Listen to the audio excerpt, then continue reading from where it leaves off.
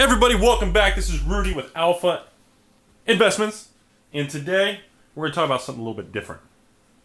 Honestly, this is more of a conspiracy theory video, because I have no proof of this video, there's no credibility, this is strictly Rudy Ramble Theory and Rudy Theorems 1.01. And you know what I think's going to happen?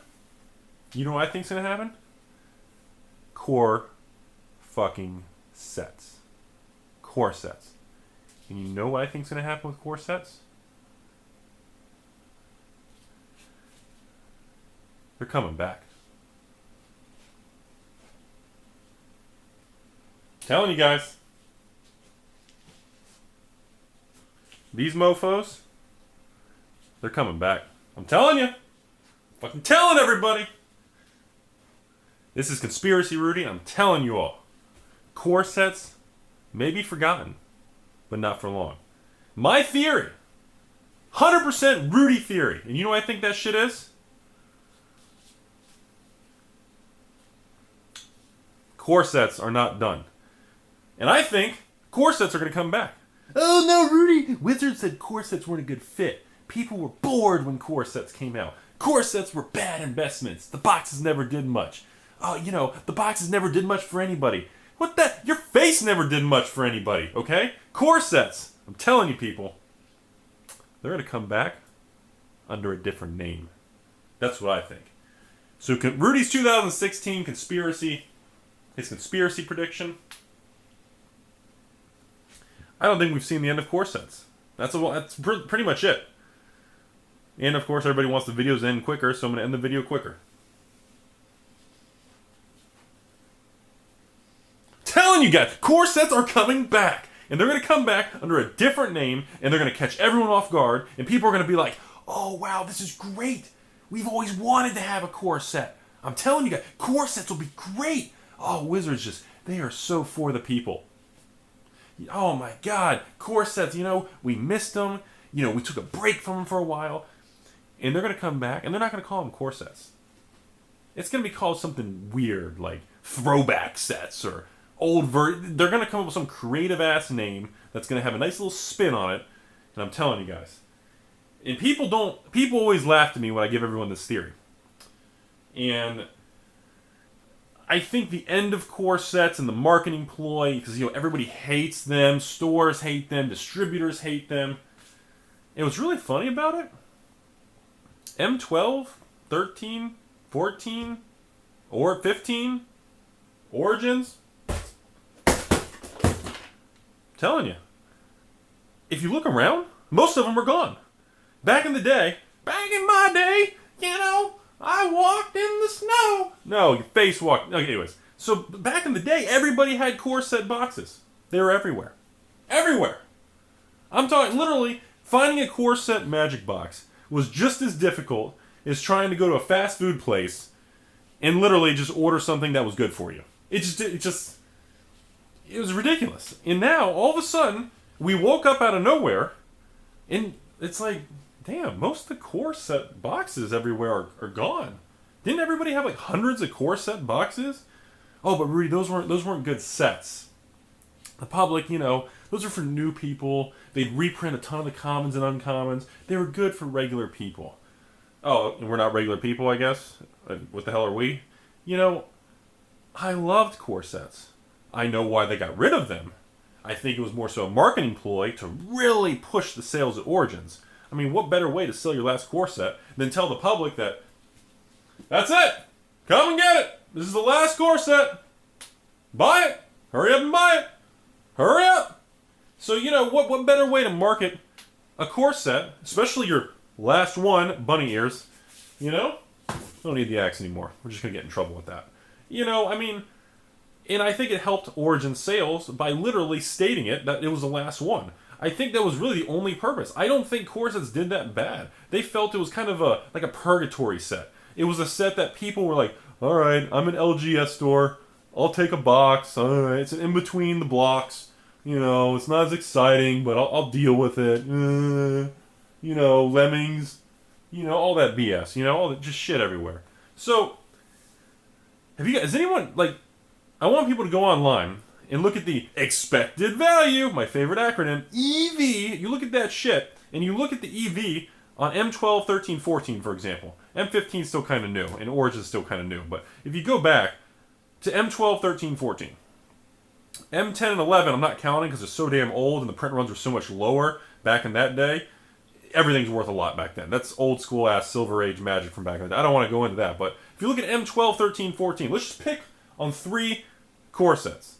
And it's funny because you look at the low and mid TCG expected value of a booster box of M12 and you're like, whoa. And M13 slightly below that, and M14 slightly below that. You can see each year is like, it's like a staircase. Each notch is ticking up. And it's really interesting because it's been really quiet. It's been really, no one seems to notice, maybe. I don't know. And I don't know if it's because, and it's funny too, because remember, something that I use for all the years when we open booster boxes and do large box runs, there's one specific thing that I usually use. I really analyze the commons and uncommons. And core sets had the highest degree of common and uncommon sales out of any regular set or block or anything. This was mostly due because, again, they reprinted a ton of shit in core sets. Core sets were known for basically reprinting all the staples, the basics of people needed, And now you fast forward, and 2016, we're moving forward here. There's no core sets. Next year, there's no core sets, and all these basic cards from the common uncommon slots are not being reprinted. Oh, but Rudy, that doesn't make sense. That's fucking something's fucking not right. You're right. Something's not right. Well, why is that? Let me tell you why. Wizards is all about reprinting everything nowadays. Everything. Are you reserved list? Get the fuck in here. I'm reprinting you. That's what it's like. Are you reserved? Get the hell in here. Your ass is going on the printer. That's what they're doing. They are print happy. I mean, I'm talking approved. I mean, they are just printing the shit of everything.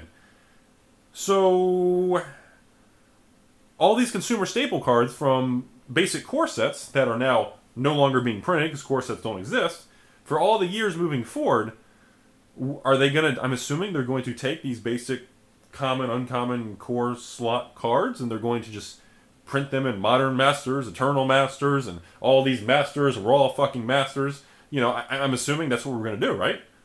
It's just one big hose fest. We're just going to pass it around and play it and just fondle it. I don't know.